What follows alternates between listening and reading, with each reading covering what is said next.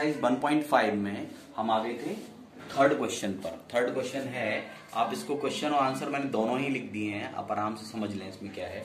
Recall pi is defined as the ratio of circumference से C से circumference और of a circle to its diameter से D.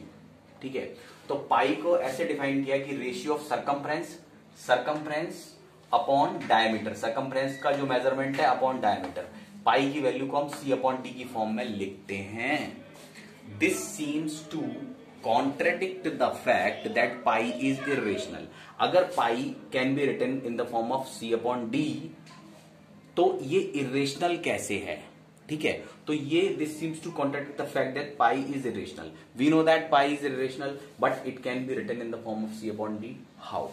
तो how will you resolve the contradiction? तो इस contradiction को आप कैसे रिसॉल्व करोगे? आपको इसमें थ्योरेटिकल एक आंसर देना है, वो मैंने इसमें लिखा है, आप समझें। When we measure a length with the scale, then for the measurement sake we take approximate values without realizing that C and or D are irrational। तो हम यहां पर पाई, सीधी बात है कि पाई की वैल्यू को हम अप्रोक्सीमेट वैल्यू लेते हैं यहां पर हम, क्योंकि हमें कोई भी कैलकुलेशंस करनी होती हैं जहां पर पाई की वैल्यू हमें पुट करनी होती है, तो हम उसे सी अपॉन डी की फॉर्म में या डेसिमल फॉर्म में लिख देते हैं। वो उसकी एक अप्रोक्सीमेट वैल्यू है। ठीक है, तो वो हम कैलकुलेशंस के लिए और एक क्लियर मेजरमेंट लेने के लिए कि अगर मेजरमेंट अगर क्लियरली एक अप्रोक्सीमेट वैल्यू नहीं होगी तो आप कैलकुलेशंस कैसे करोगे? अगर पाई की ओरिजिनल वैल्यू रख के आप इसमें कैलकुलेशंस कैसे करोगे? तो ये कॉम्प्लिकेटेड हो जाएगा बहुत ज्यादा और आप किसी आंसर तक पहुंच ही नहीं पाओगे, बहुत प्रॉब्लम होगी। तो हमने उस प्रॉब्लम को मेजरमेंट पर्पज से और कैलकुलेशन पर्पज से वी विल टेक पाई की वैल्यू एज अप्रोक्सीमेट वैल्यू, है ना। तो अप्रोक्सीमेट वैल्यू ले लेते हैं विदाउट रियलाइजिंग दैट सी और डी, और ना हम ये सोचते हैं कि सी या डी में से कोई इरेशनल है या नहीं है, क्योंकि हमें तो अप्रोक्सीमेट वैल्यू लेनी है फॉर द मेजरमेंट सेक और फॉर द कैलकुलेशन पर्पस। ठीक है, तो बस वही लिखा है। So there is no contradiction at all.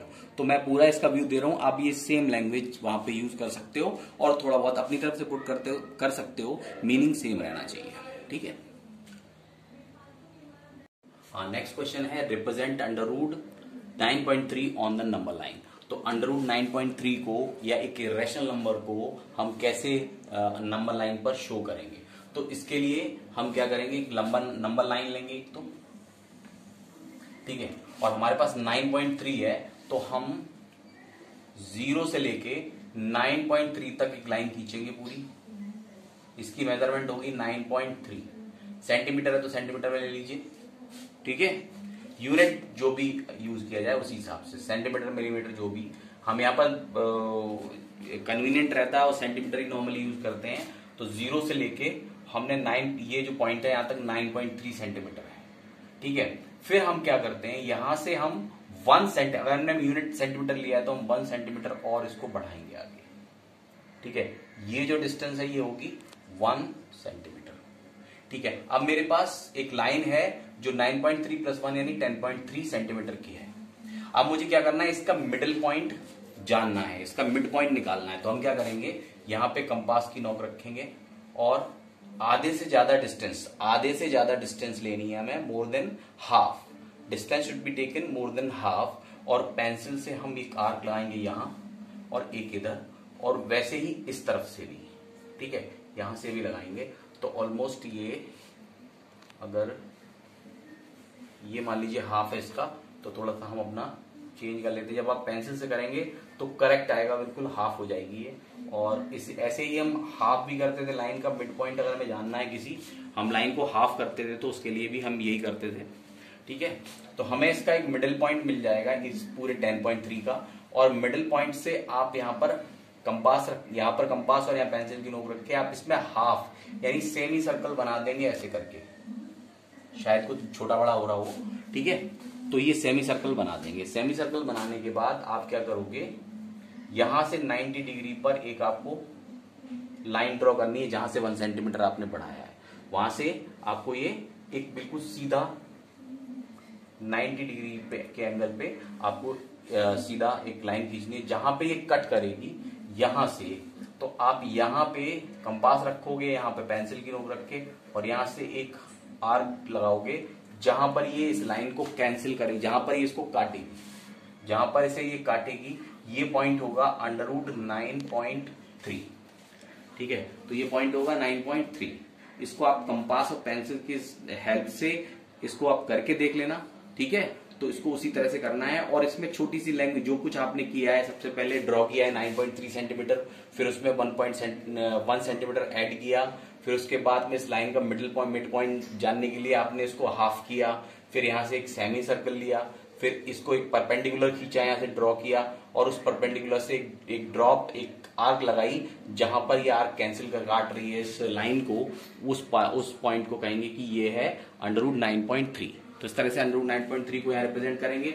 इसके अलावा जो भी और भी क्वेश्चन इस तरह के हैं, √6.1 वगैरह जो भी, उनको सेम इसी तरीके से करना है। आप इसे अच्छे से समझ लें। ठीक है, और इसमें कोई प्रॉब्लम हो तो आप व्हाट्सएप पे बात कर सकते हैं। और इसके बाद, इसके अलावा मैं आपको कुछ क्वेश्चंस दे रहा हूं, वो आप अपने होमवर्क में करके मुझे सेंड करेंगे। उसके बाद जो क्वेश्चंस हैं वो हम करेंगे रैशनलाइजेशन वाले। इससे पहले मैं आपसे चाहता हूं कि आप कुछ क्वेश्चन होमवर्क के लिए ले लें और वो करके मुझे सेंड करें व्हाट्सएप पे। ठीक है, हाँ students, before doing questions of rationalisation, ठीक है, उससे पहले हम जो क्वेश्चन सिंप्लीफाई वाले थे उससे रिलेटेड मैं आपको होमवर्क दे रहा हूं।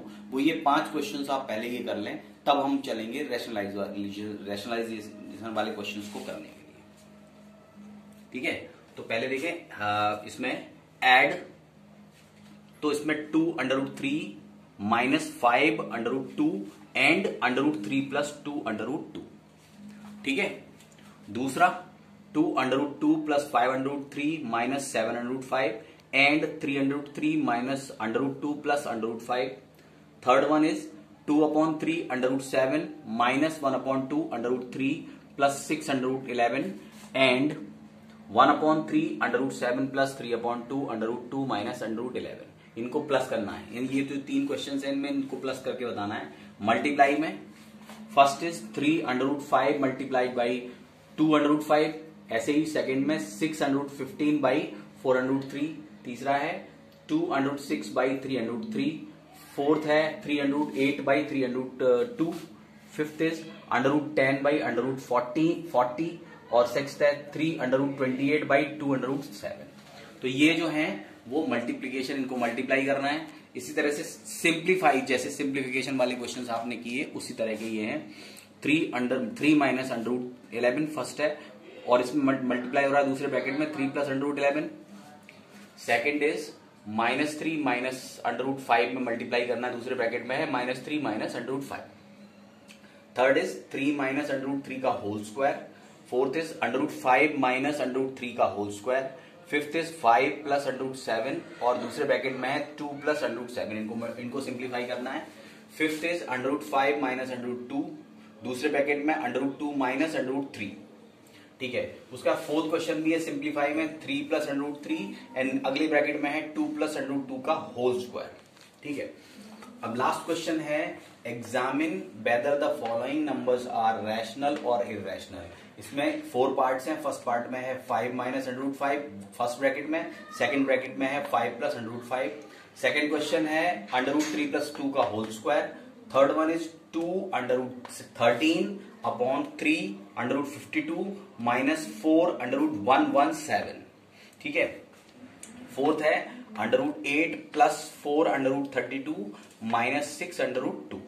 तो एक आप इसका पूरा व्यू ले लीजिए, मैंने आपको पूरा रेगुलर बता दिया है इसमें, और इसका एक पूरा स्क्रीनशॉट भी करके देख लो, आप कर लो आप, ताकि ये क्वेश्चंस आप मुझे जो है वो कल सेंड कर पाओ, और मेरे पर्सनल नंबर पे भेजोगे आप सॉल्व करके।